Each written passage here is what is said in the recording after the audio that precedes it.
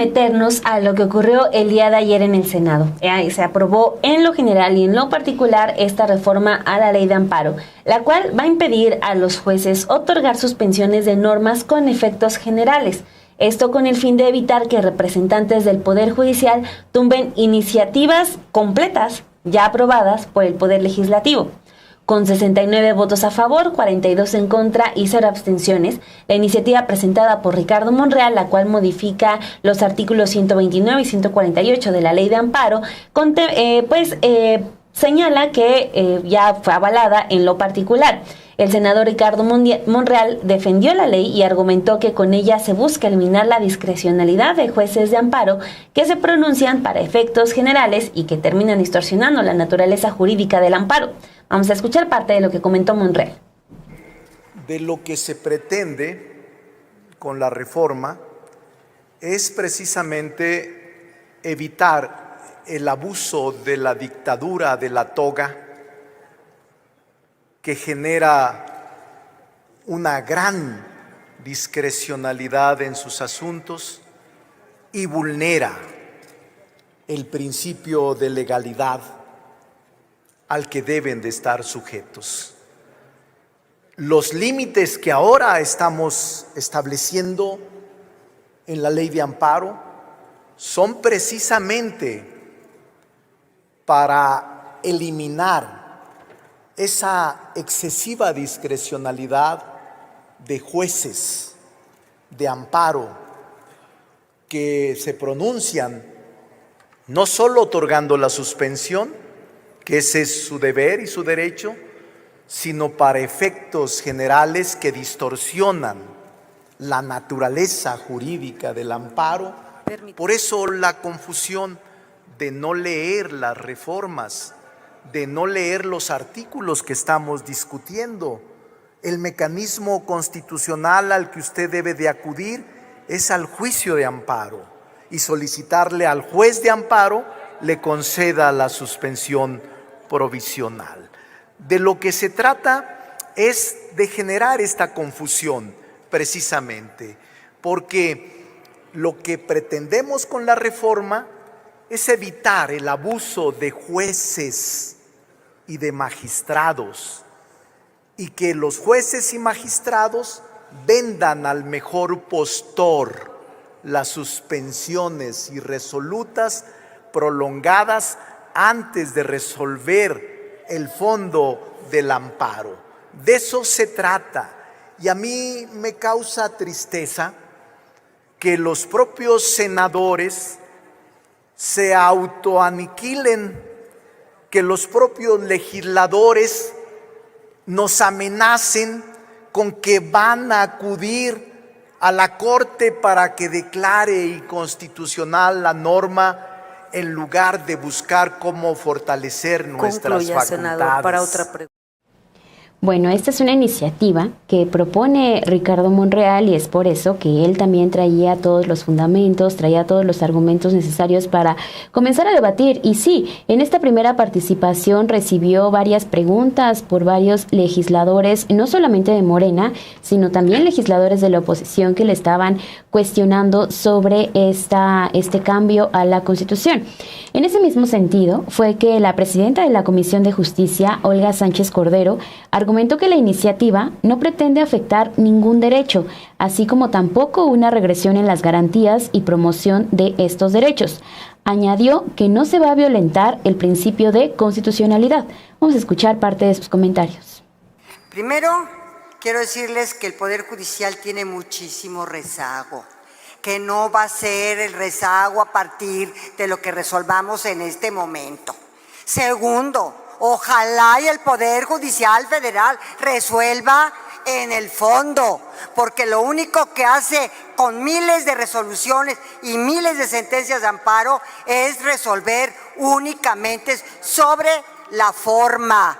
Son sentencias de forma, no son sentencias de fondo, porque todo lo desechan, todo lo sobreseen, todo es improcedente. Ojalá tengamos un poder judicial que realmente dé respuesta a los justiciables y no con la forma porque no resuelve el fondo.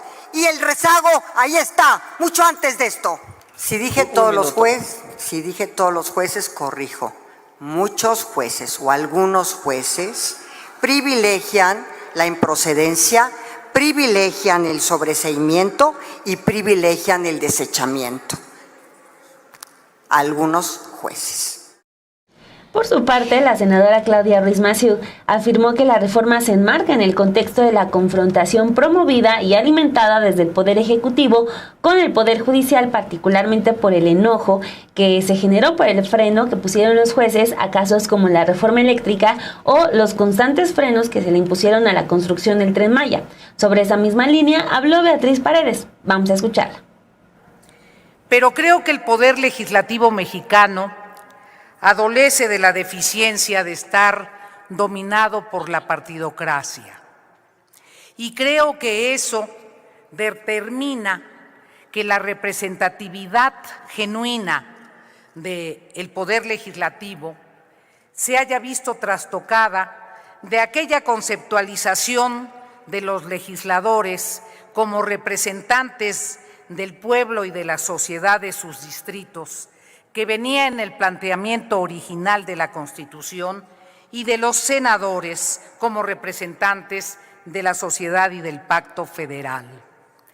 Y el problema no es que la partidocracia sea quien determine la composición y los acuerdos en el Poder Legislativo federal y en los congresos locales, como sucede en otros congresos del mundo. El problema es que los partidos en México son estructuras verticales. Y como estructuras verticales con una tradición caudillista, la mayoría en el Congreso lo que refleja es la voluntad presidencial. Entonces, lo que hemos tenido hoy es un falso debate. No se trata de que estemos hablando de una confrontación entre un poder judicial que es débil, un poder legislativo que es débil y un poder ejecutivo que no participa en este debate.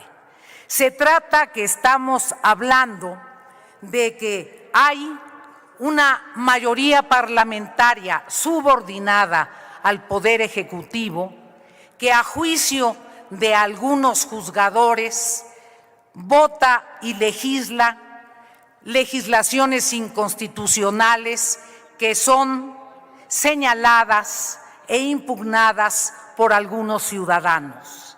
Esa es la verdadera litis, esa es la verdadera litis.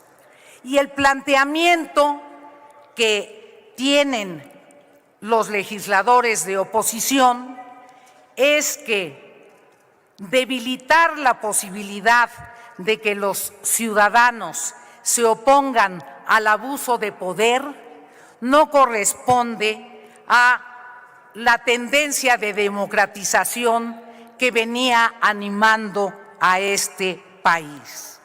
Por eso he votado en contra de esta iniciativa, porque entendiendo la argumentación jurídica que la sustenta, considero que es una regresión antidemocrática.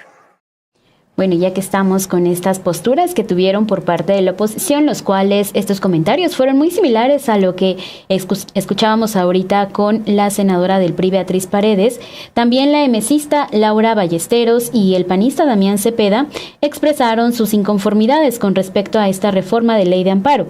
El panista dijo que se quiere que la protección de justicia sea individual y ellos buscan que sea para todos. Escuchemos. De manera sencilla. Hay dos visiones aquí.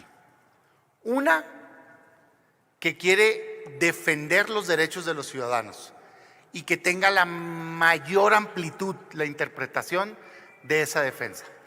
Y la otra, abiertamente aceptada, por cierto, que quiere quitarte un medio de defensa y limitarte el alcance de la protección de tus derechos.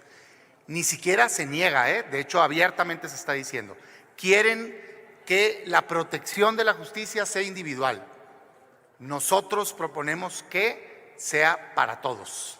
Así de sencillo. Y entiendo que rompe, ¿no?, una forma de pensar, pero afortunadamente ha evolucionado nuestro país en interpretación de derechos humanos. Bueno, pues eso solo es parte de todo lo que ocurrió ayer en el Senado. Vamos a ver cómo es que se van desarrollando las otras propuestas, en concreto el próximo lunes con la reforma a las pensiones. Eso ocurrirá ya la siguiente semana.